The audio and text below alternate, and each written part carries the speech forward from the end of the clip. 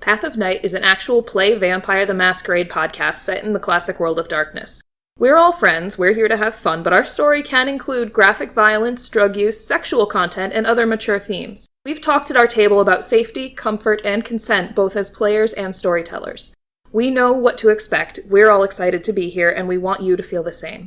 So listener discretion is advised. Now, let's walk the path of night.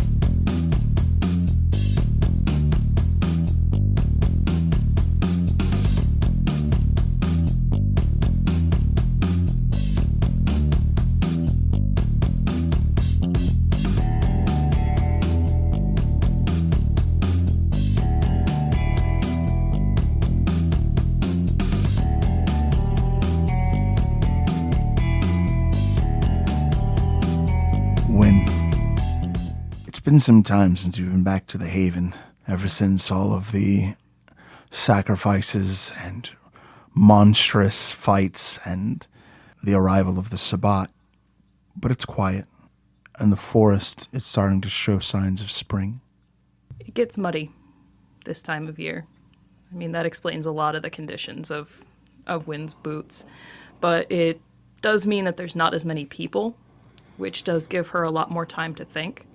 And you can smell this, like, earthen, kind of, muddy and that melting snow scent as February kind of starts to warm up for you some. This is kind of the first time you've really had a moment of tranquility since the chaos that happened back at Elysium. I mean, it's tranquility in so much that I'm not being expected to do anything, but Wynn is wrestling with a lot of guilt at this point. There's a lot of misplaced correlation that if she hadn't been helping Joey, maybe she could have saved Neil. An impossible choice. Was it even a choice? Mm-hmm. Was there ever a point where it was fair to choose when it should have been her choice who lives, who dies? She's wrestling with that very concept of how much agency did she really have in the outcome. She holds Joey's whistle usually every day and just kind of looks at it and thinks about all the things that led to her being able to hold it in her hands. If Joey's around, she makes sure that he knows she still has it. It's eerie because you can never quite hear the steps that he takes. And he doesn't speak much, but when you turn and kind of look carefully, he's always kind of somewhere by you, exploring and coming to understand this new world that he exists in. Now, from the shack, you can see the silhouette of a man with the glint of cat's eyes kind of staring at you. And he rounds the corner and disappears. You recognize this as the Wraith, Mr. Perfect, who seems to have come to pay you a visit. You can come talk to me. I see you. That's why I'm here. Okay, so what do you need to talk about? Big conversations. All right, well, I got time. Good. Who's the kid? None of your business. He's cute.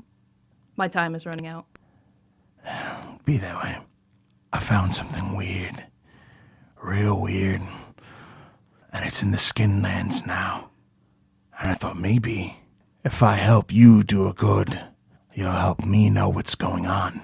We'll see what we can do to help each other. You ever been to the Holy Land? I was at Woodstock. Nah, Waterbury. The Holy Land. So what do you say? You up for a ride? Not your kind of ride. Then your kind of ride. Yeah, let's go to the fucking Holy Land. I'm sure you love it there. I do. Yeah. It's mine, he kind of says, coming out of the dark to, walk over towards you. Bone thin and lanky and just this uncomfortable thing. Let's go.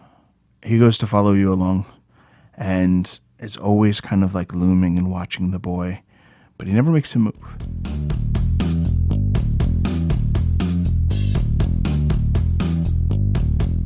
Eventually, the two of you make your way to Holy Land, which is up on a mountain. There is this huge shining cross that overlooks the crime-ridden city of Waterbury.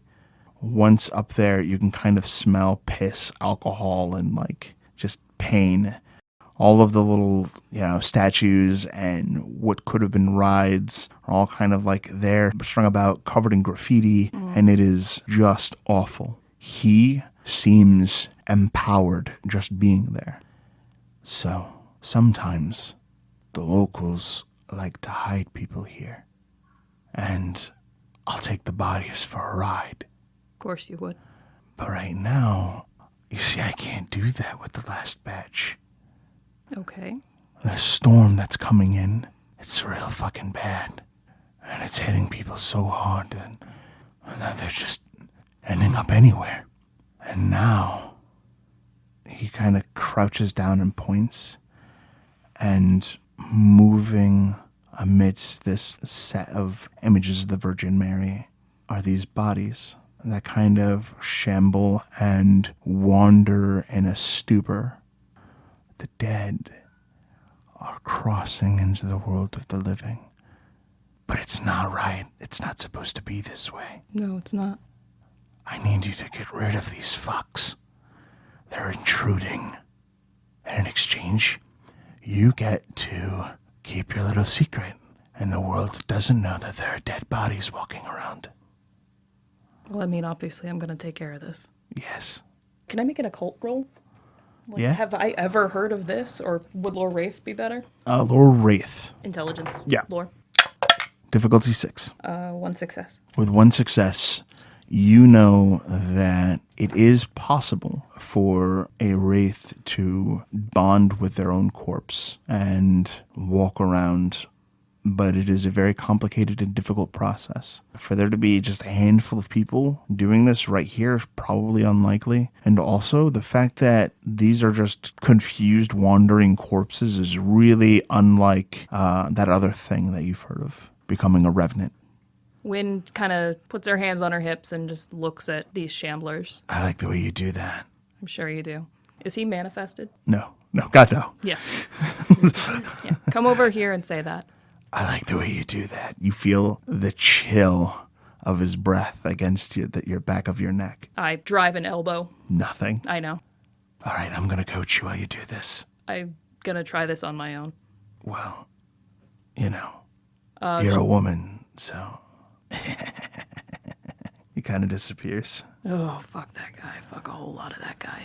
And she kind of looks to make sure Joey is kind of in her field of view. He dips his head out from behind something with his emaciated face and smiles at you and gives you a thumbs up. And then he goes back to hiding. She returns the thumbs up and goes over to one of the shamblers and just kind of stands in front of it, kind of seeing if it even acknowledges. Corpses all turn to look at you.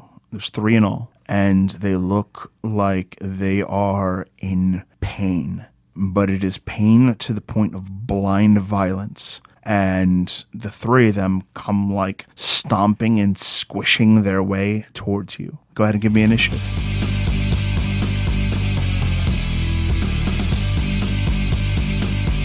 Can I spend a blood real quick? Of course. Okay. Blood. Spending 1 to beef my dex. When you are first, go ahead and describe your action and give me a roll. Wynn just kind of, I didn't want it to come to this. Secretly, she probably a little bit wanted it to come to this, but she pops claws. Might come towards you. And takes a swing at the closest one. Roll it. I'm going to split my die pool so I can make 2 attacks. 3 successes on the first one. 2 will carry over into damage. You're going to roll strength plus 3 dice of damage. 3 damage. And then the second hit, 4 successes. Roll strength plus 4 dice. 5 damage. You rake into them, the first one, and entrails come pouring out of his like soft, kind of squishy belly. Even as this person loses like 30 pounds of weight, he just kind of looks at you with this confused, pained look. And he attacks you. Buddy, just stop. 4 successes. His fist smashes against the side of your head, dealing 3 levels of bashing damage. Why don't you go ahead and roll soak? 7 successes. He flails at you harmlessly. The other 2 go to tackle you to the ground. Both of you knock it off. It's like they're trying to say something, but nothing that makes sense. Yep. first one successfully tackles you. Okay. Knocking both of you prone, but deals no damage. The other one is going to like tumble down towards you and try to smash your nose in with its fist. It has 6 successes. Okay. Am I rolling soak again? Yeah. You will be soaking against 2 damage. Neat. Yeah. 1 success. Okay, you take no damage. They attack you, and we go to the next round. Why don't you go ahead and you're gonna sacrifice your movement to stand up, and then you can make I an need to attack try? if you so choose. Do I need to make a grapple? They did not grapple. Okay. Just shoulder check to the ground. So yeah, I'm gonna get up and again, Wynn is gonna stand, claws at the ready, and say, "I need you to stop." Okay. Gonna split the die pool again. Swing at the one who tried to come for my nose. Roll it. 4 successes. Roll strength plus 4 dice of damage. 3 damage. So after that strike, you smash his head in like a melon. Grime and oozing flesh cakes up to your elbows, and the body collapses to the ground. Do I still get my other swing? You do. You just have to pick a different target. Okay. I'm gonna go for the guy whose intestines are mostly spilling out. That's the one that you killed. Oh, okay. Then the next closest guy. Okay. No successes on that one. With There's so much viscera. the 2 remaining rotting corpses reach out and attempt to pummel you together. Wow, this is 5 successes. Gross. 4 carry over. 2 damage. Roll Okay. your soak.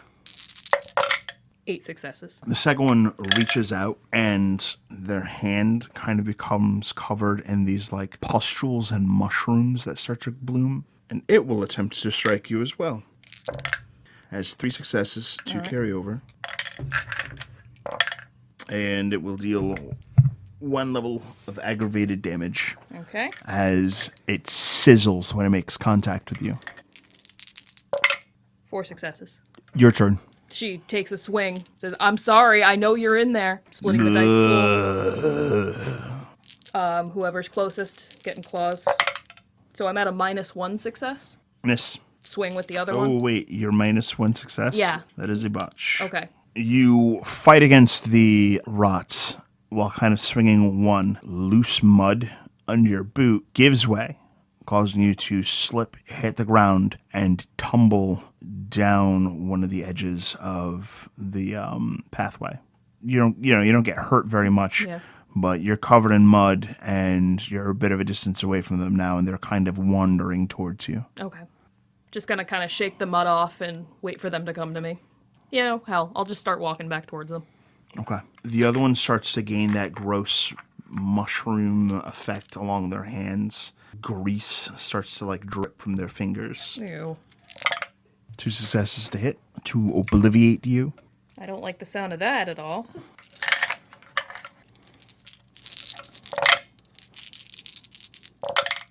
No successes. You will suffer 2 levels of aggravated damage. What is the feeling of it? Is it like a burning? Is it a acid?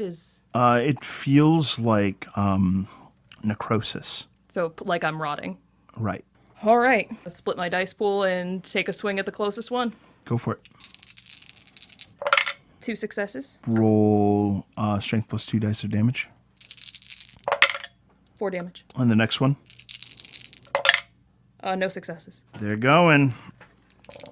5 successes to hit. Okay. You could stop that at any time. 2 levels of damage. And this is still aggravated. 4 successes. You're good. The other one deals no damage. Here you go. I need these things to stop swinging as hard as I do. You know, Wynn just swings both of her arms so that they intersect in front of her, kind of in a sweeping scissors motion. 6 successes. Roll strength plus 6 dice of damage. 7 success. Roll soak from the last one there. 3 successes. Okay. Here you go. The 2 of you are at this point fighting in the mud. You're standing in the remains of the second one that you've killed. It feels like you're standing on a pool of boiled meat. Like it's just very soft. Gets between the toes. It's like my boots. You're doing 1 attack or 2? 1 attack. Okay. 2 successes. Roll strength plus 2 dice of damage. 2 successes. Okay. The last one, what was probably once a young woman, her like spandex pants are like torn and like pussy old flesh is kind of like Rolling out. sagging out, and yeah, it's very, It's not very good. not great. And she will attempt to grapple you Okay. with 4 successes. Okay. All right, she jumps up onto you, and her tongue and lips are kind of covered in the same like putrescence that her hands were, kind of giving you the impression as to what's probably going to happen next. Just like Woodstock. So I'm going to try and break the grapple. Okay, 4 successes to break the grapple. you do. And I stand up. She swings at you for 3 aggravated damage. 3 successes. Okay, you resist your action. Both claws, Reiki rake. Okay, 3 successes. roll strength plus 3 dice of aggravated damage. 1 success. She rushes at you, swinging her fists around, and though it breaks her hand, that globule of whatever it is that she's exuding streaks across the side of your face for a level of aggravated damage. Okay. 3 successes. Okay, your action. Gonna swing both hands. Soka's on point. Of the 2, I would rather that one be on point. 5 successes. Ooh, strength plus 5 dice of damage. 1 success. Mr. Perfect can kind of be seen, cat eyes glinting in the dark. He is, his expression is that of total amusement as he watches you slug it out with the corpses. She swings at you again, still like kind of just fussing at you at this point, and she deals 1 level of aggravated damage. Yes, she does. Okay, it is your turn. Okay. Swinging both hands. 3 successes. Strength plus 3 dice. No successes. I defy the law of averages. Ones are you getting? A lot. She misses you, Okay. struggling to get a hold of you. Well, we're both kind of mucked up at this point, so we're getting slithery. Swinging both hands. 2 successes. Roll strength plus 2 dice. Wynn, give me strength. All right, 2 successes.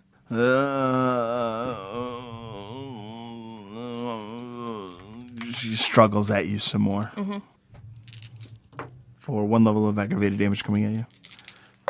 4 successes. Okay, your turn. Both hands. 4 successes. Roll strength plus 4 dice of damage. 6 damage. Okay, you lop her head off with your claws, sending it tumbling down the hill.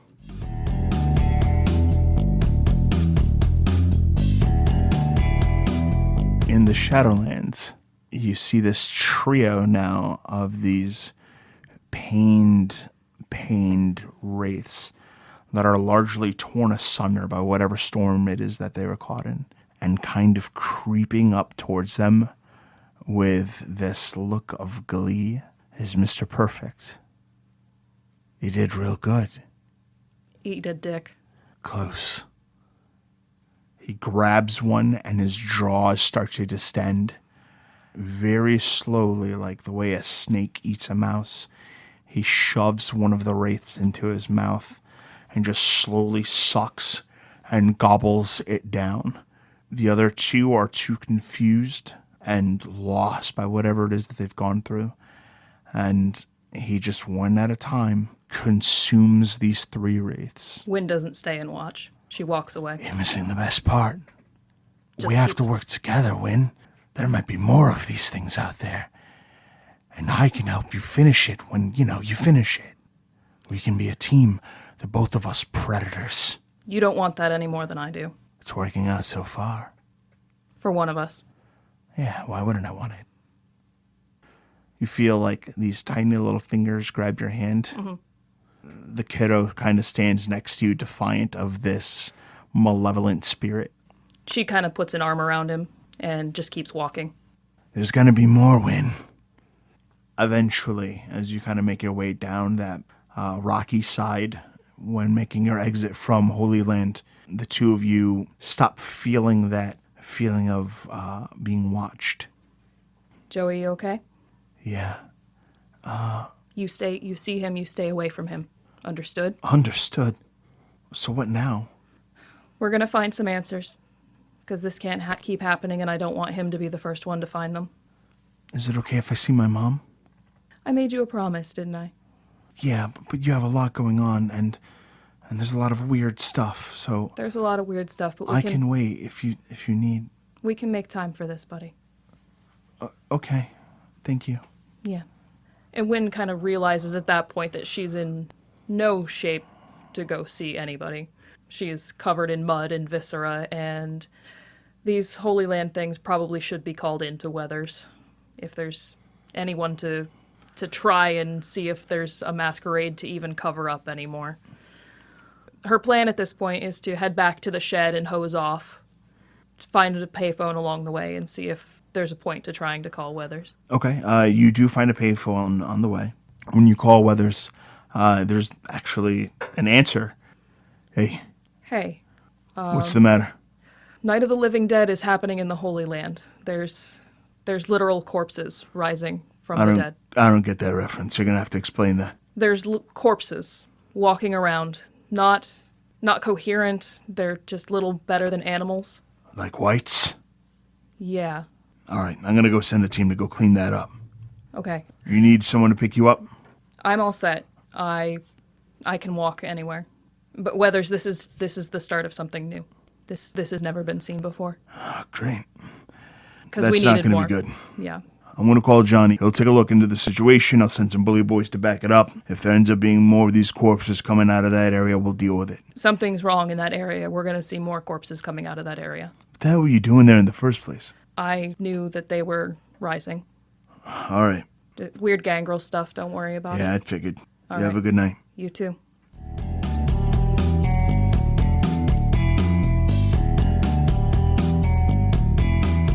Wynn makes her way back to her shed, hoses herself off, but then does put on better clothes. Better being kind of a qualified term. Little Joey picks up the hose, and he helps spray you off.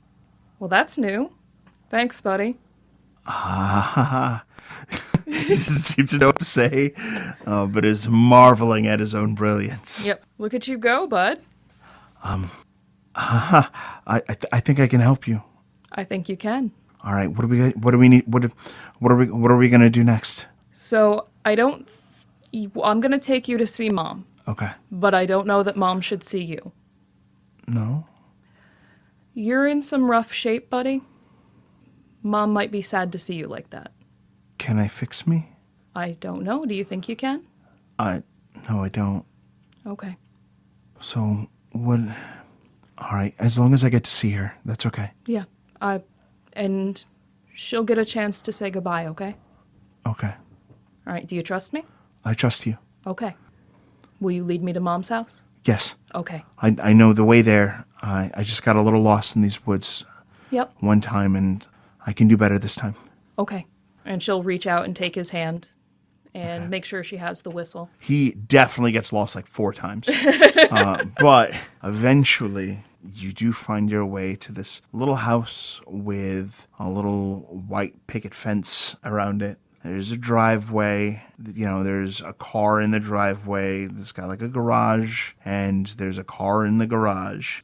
At the house, you see there are 2 individuals talking. One is a woman who looks honestly a lot like the stereotype of what you would expect for like a kindergarten teacher. She's like young, she's got a very friendly, soft demeanor, and she is talking to a man that you recognize as Detective Suarez. He is wearing like a leather jacket, tie on, and is definitely like a detective. You could smell the cigarettes coming off of him from there, and like coffee stains on his teeth, and he's got that look. He's graying a little early, just a guy who's been through some shit.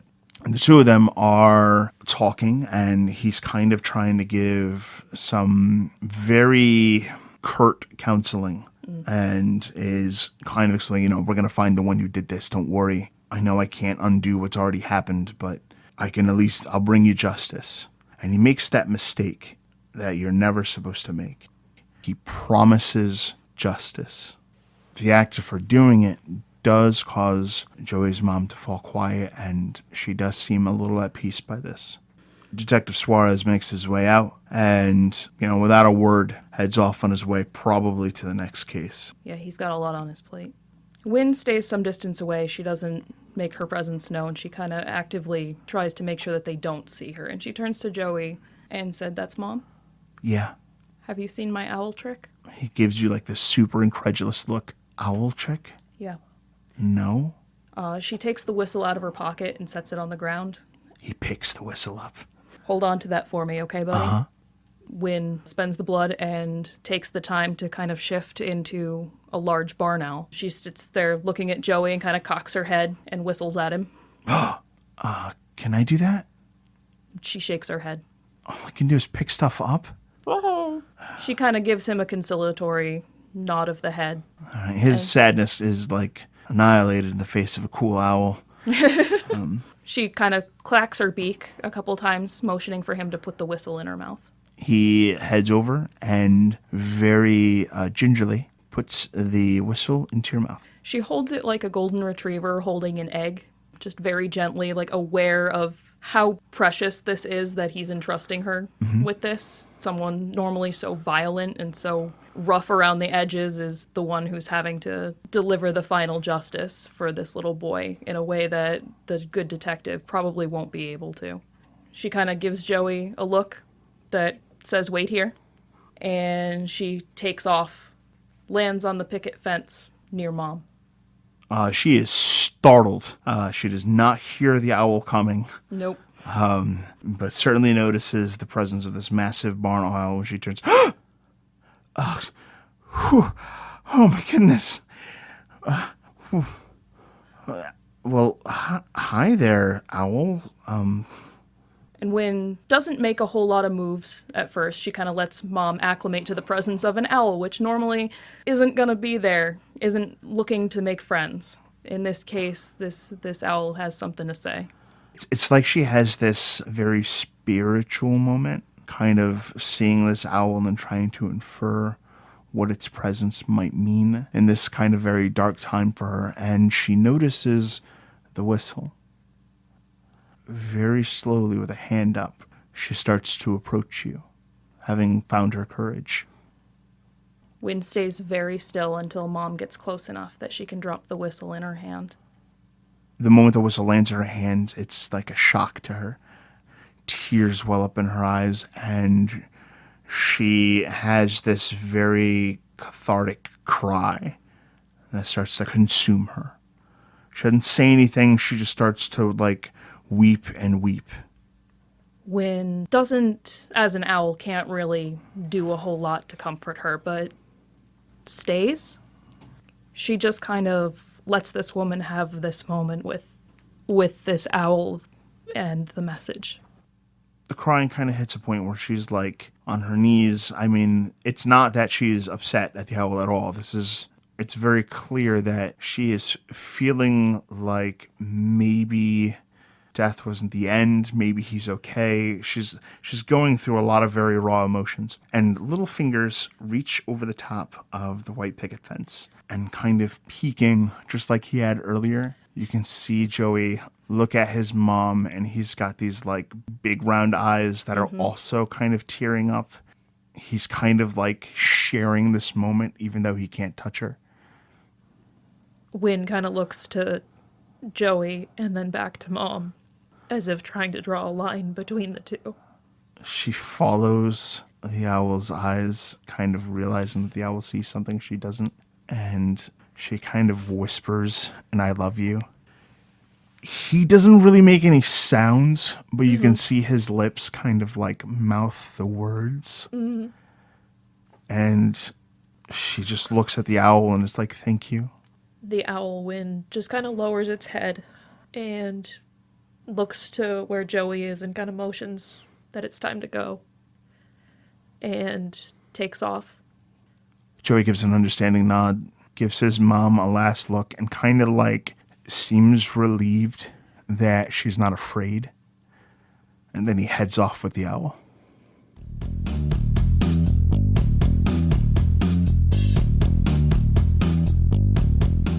One of the following nights, while resting and trying to take some time to heal the wounds that she suffered at the hands of those rots, animal messengers come along, notifying her that Old Man Rusty is calling for a meeting of the clan to discuss what direction the clan will take and how they will support him in his position as primogen. About how many other gangrel are in the city? Just you. That's kind of what I thought. All right, let's get this over with. Wynn kind of stands up, laces up her boots, puts on her fighting flannel. All right. She still wears the one remnant of the shirt tied around her wrist. She contemplates bringing the shotgun. Makes sure that her door is shut, and she heads off to the mentioned location from the animal messengers. She kind of tugs her leather jacket a little snugger around herself, concealing the strength that is the fighting flannel. He doesn't need to know she's bringing her A game right away. Smart. You find yourself traveling to a small, old, dilapidated farm in Hamden. Out there's like a very thick tree line that kind of surrounds a bunch of this old field that used to be used. There's a campfire there. And kind of everyone's sitting at a safe distance away from the fire, is a group of your clanmates. Only Old Man Rusty is actually a member of the Camerlow. However, you do see Raven and a few other wanderers kind of coming through. Wynn approaches and nods to Raven. She nods in return. She does not take a seat. She stands with her arms crossed. Old Man Rusty kind of turns to you, his distended jowls kind of hanging from his gums. He is just this hideous, hideous old man. Hey now, I'm glad you came. I thought you was gonna run away like your cowardly friends, the ones who killed my friend. We gotta talk about that. I'm not sure we do. My friends didn't kill anybody. No, we gotta talk about that.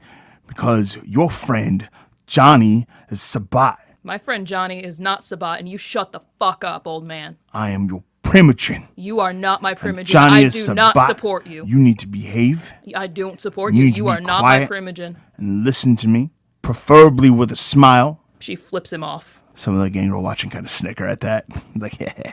I told you. It was proven. Beyond the shadow of a doubt, I learned it myself. How did you learn something that's not true? I learned it from Raven, who was very smart, that he is the one that made that Xantosa a vampire. If you recall correctly, Johnny had the right of progeny. Johnny embraced the Sabat ghoul. Only Sabat do that. How do you know? Everybody knows that. Are you a Sabat ghoul? It's common sense. Get some. How about you get some common sense and remember that I am here just to make sure you don't get to lead this clan into the mud. How about you get some common sense and recognize that I'm the one in charge? Look at your jowls flapping, old man. He immediately makes a frenzy check at the mention of his jowl. Found the button. What? How dare you? Like this, your jowls is flapping. My jowls are flapping.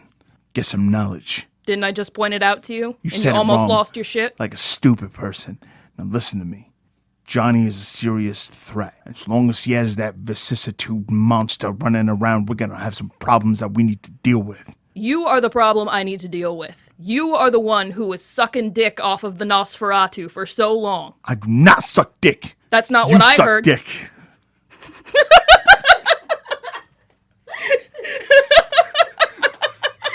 See, wits is not his.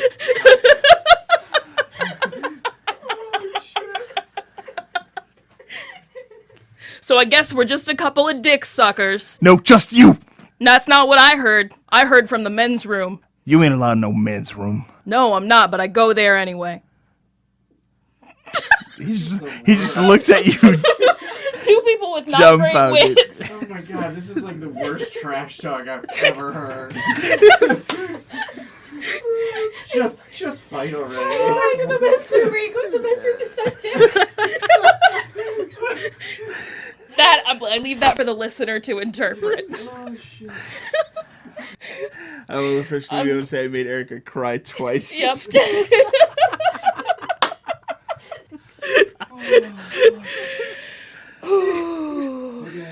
Okay. Okay. Fuck you guys, I am not ready. Hold on. God. Rusty, are we gonna fight or are we gonna suck dick? Because I'm real good at both. Dag nabbit, I'm trying to tell you that your friend Johnny is gonna ruin this city. Fine, we fight. Like, starts like storming back and forth in a circle, like he can't help but pace like a caged animal. Raven fucking stops and looks at you like, are you serious? Yeah. That was your strategy? Yeah. She just looks at you, just flustered that she had to watch that. And Wynn's not even really mad. Like no, I deserve that judgment. That is accurate. She's like, you right, but here it is working. Old man Rusty takes off his button-down flannel shirt Button-down, huh? takes off, exposing this like hairy torso of sorts, covered in like quills and like weird feathers, and he just looks at you, jaws distended, claws out, ready to go. Wynn pops claws and drops to her fighting form. A Wolverine with horrible distended poison adder fangs and rattlesnake marks. Or I don't think it's rattlesnake. I think it's a copperhead pattern. Yeah, this is a horrifying looking, every bit the fierce animal that Wynn is on the inside. Here's how I see it. One of us is going to be Primogen, and they're going to have to figure out what to do about Johnny. And that's probably going to be me, but I'll get to that later. The other one's going to do what the other one says, and they're going to act with some goddamn dignity. Do you understand? Nod, animal. Wynn nods. Let's go. Roll initiative.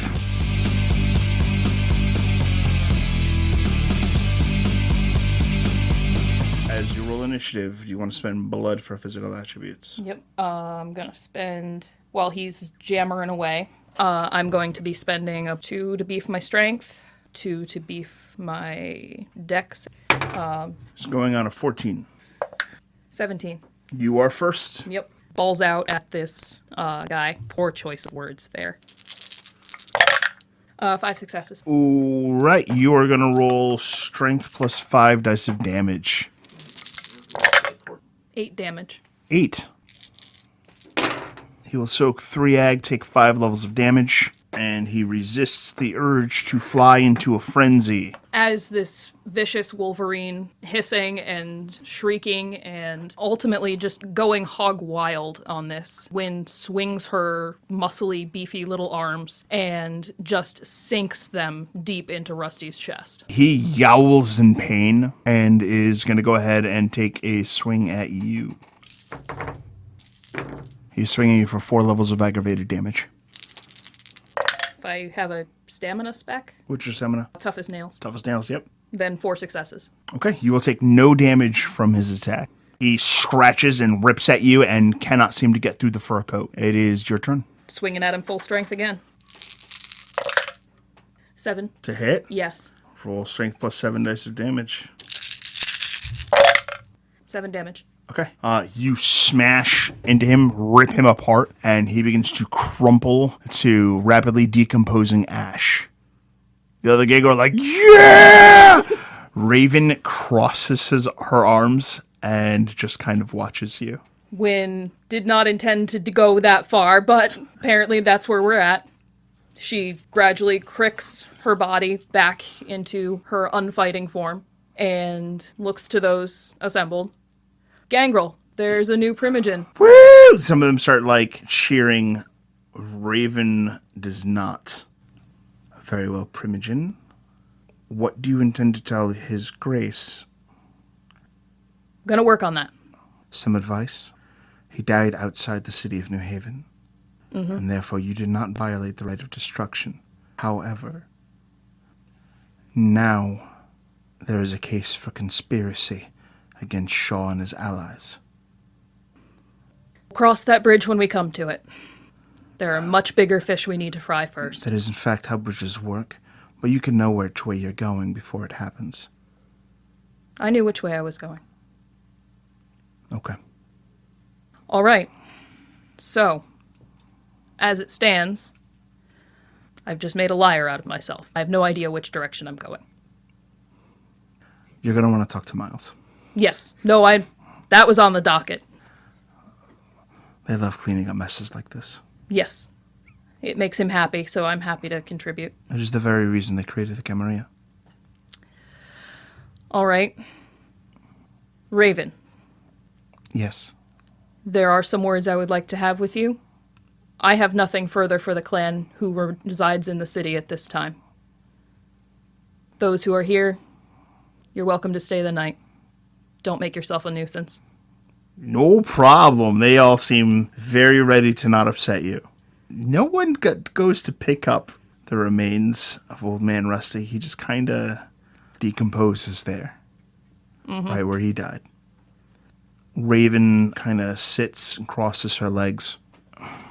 Tell me what is on your mind. A lot, Raven. There's a lot that I can't control, and this was something I could. And you wanted to speak about what you cannot control? Yeah. Okay. First and foremost, I apologize for the way I spoke to you when last we spoke. I accept your apology. Thank you. Raven, there's something wrong with the wraiths here. Over in the Holy Land, the dead are walking. It isn't just there. What's happening? I've never seen this before. Some see it as a sign of the end times. These are the final nights. I know a guy who would probably agree with that. Maybe I knew him. Well, it's true. I have never in my own life, and I am admittedly not the oldest, but in my own life I have never seen so many machinations of elders come to fruition. It is as though all at once, in their subconsciousness, they knew that these were the nights where their plotting would have to reach completion. Because if it not now, it will never happen. More elders awake now than any time I have seen. More strange occurrences happen now than any time that I have seen. Have the Tremere told the court what they're doing in Boston? The deals they've made with the Giovanni? No. There is something in Boston, and it is causing ripples across the realm of the dead and the living. A great maelstrom is moving, and it will be here soon. And among the dead, this is believed to be their end. No more ghosts. The Tremere are studying it. Of course they are. It is a curiosity to them. These wraiths reconnected to their bodies, and that seemed to be what was animating them. They were wounded. They were whatever this is that drove them back to their bodies. It is the power of the storm. It is the storm. That is the theory. Based on the Tremere studies. Yes. What do the Giovanni have to do with it? The Giovanni are obsessed with the realm of the dead. And with the help of their Tremere allies, a secret society known as House High Saturday, they are learning the secrets of this storm. And it is said that the storm conceals a voice. Something is in it. But we don't know. Right. Where did this information come from? Boston. Were the wraiths talking about it? Did they claim that there's a voice in there? Or is this just conjecture? I do not know the exacts. Only that the Giovanni are very interested in any medium that they can find, anyone capable of interacting with the underworld who can aid them in their studies. Because the storm is evolving quickly, and there is growing concern that they are going to miss their opportunity before it becomes too dangerous to remain in Boston. Is there a way to, dive into the storm? Yes. You said it's affecting... Many of the dead were sent into the storm, but none have returned. None have returned. Okay, well, this isn't good. Among the dead, there are stories of ancient maelstroms, terrible storms that ravaged the underworld. Some believe that when the 6th comes, there will be no more underworld safe for the dead. This is the 6th great maelstrom. And it was the House of High Saturday that's looking into this? Yes, along with the Giovanni. A man by the name of Ambrogino leads this study. Giovanni? Yes. I brought this to you because I personally understand very little of the dead, but I am owed favors by the Giovanni. I'm going to keep that in my pocket, if you don't mind. Do so. What is it like in Boston right now? Do you know? On the surface, it is a city, bustling with activity from drunk idiots, businessmen. How is the maelstrom affecting it? Well, I cannot see that exactly, but I know that there is an impact. Sounds like I might need a trip to Boston. Perhaps. I can extend the offer of these favors to you, but like I said, many elders are attempting to reach the final stages of their personal plans. I am no exception. I seek fragments of a book called the Codex. If you are willing to help me procure pages, in exchange, I will call in favors with the Giovanni. What is the Codex? It was once mine, my coven and I. What's in it? The great truth, the ability to awaken. I'll help you with this. Thank you. I'm not sure how, but I can try. Very well. We have an understanding. Is there anything else you wish to discuss? I think I'm all set for now. You should tend to your wounds. I know. They're gifts from the Walking Dead. I see. They tried to melt me, is what it felt like. They tried to decompose me. So be mindful of that if you come across these, and I'm guessing you will. Oh, keep that in mind. Thank you. Yes. Wynn kind of leans her head forward and bops Raven on her forehead She does not resist. and heads out. After an exchange of some very feral body language between the two of you, Raven kind of spends the rest of the evening tending to the fire and kind of keeping an eye on the young dumb gangrel that are kind of passing through. You, when you get back to your haven for the day, Joey is there with you as you kind of make sure everything's sunproofed and kind of really get ready to relax. He kind of just sits down next to your little bedding spot and lays down next to your bed. Good night, buddy. Good night. Good job against that guy. He was a real dick. He was, in fact, a real dick, Joey. He laughs proud of himself. Yep. Good night.